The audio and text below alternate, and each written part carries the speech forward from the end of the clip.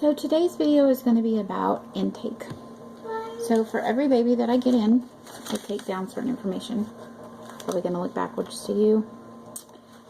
So right here, name, address, and phone number of the caller, the county and how many miles it is within my house, the release date. This is how I label my animals. So the first number is 17 because that's the year.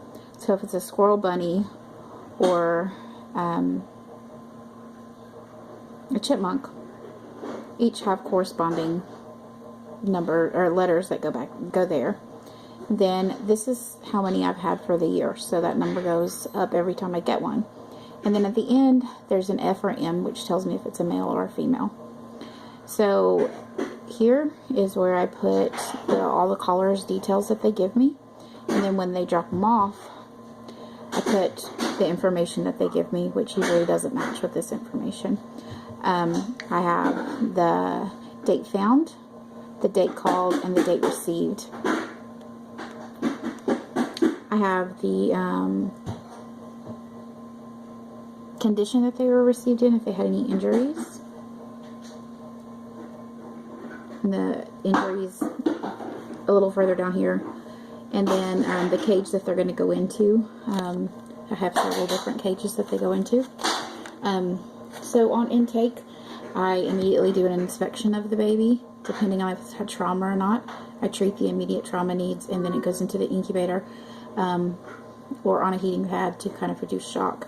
And then I give it about an hour to 2 hours, and then I evaluate it closer. So I keep these little bags in my first aid kit, my animal first aid kit, so I can just easily grab one when somebody brings me a baby. So there's a pair of gloves, hand sanitizer for me, triple antibiotic ointment,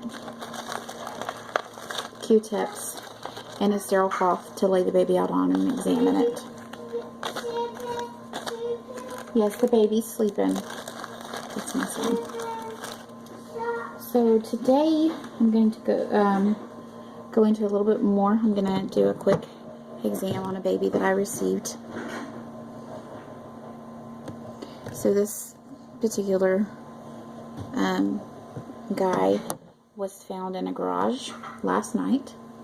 They got him to me today. The cats had him. So, of course, the first thing we want to do is check for trauma. I did an initial assessment of the little guy, and he does have some wounds, but not wounds that were bad enough not to let him kind of get warm. So,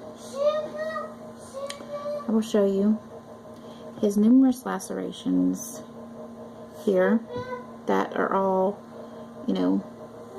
superficial. There's nothing bad.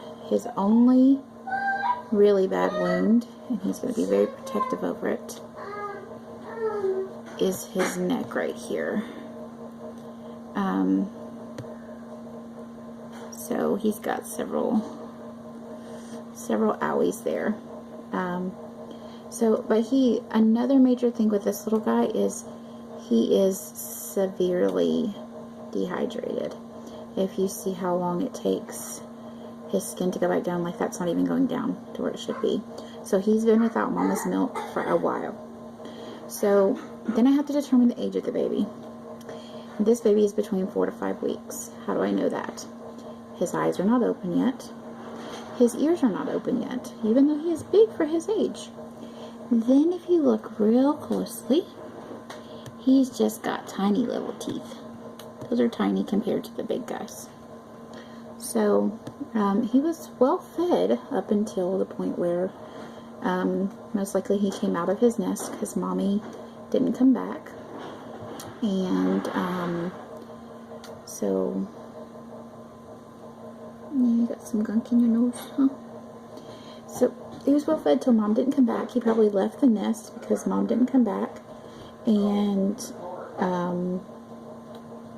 that's when the cats found him on the ground. So the cat brought him into the garage. The owners did exactly what they were supposed to do. They put him on heat. And then they got on the internet, and of course the internet says to give KMR, kitten milk replacer. So after they got the baby warm, they gave him kitten milk replacer. I do not give kitten milk replacer, nor do a lot of the rehabbers in my group. They don't give kitten milk replacer. So what I will do with this little guy in another video is I'm going to treat his wounds, and I am also going to feed him and give him sub-Q fluids. So this was just a little bit on how I do my intakes. And also usually I weigh them. My scale is not working right now, so we're just going to guess at his weight. But yeah, as you can see, over that side, he's not very rambunctious, so he needs fluids. So this is my intake video. I am a licensed rehabber with the state of Alabama, so we do not recommend anyone keeping wildlife that is found. The state of Alabama, I think, gives you 24 to 48 hours to try and locate a rehabber. In the state of Alabama, you can go to outdooralabama.com, and there's a list of rehabbers, and it's listed by county, and it is okay to call somebody outside of your county.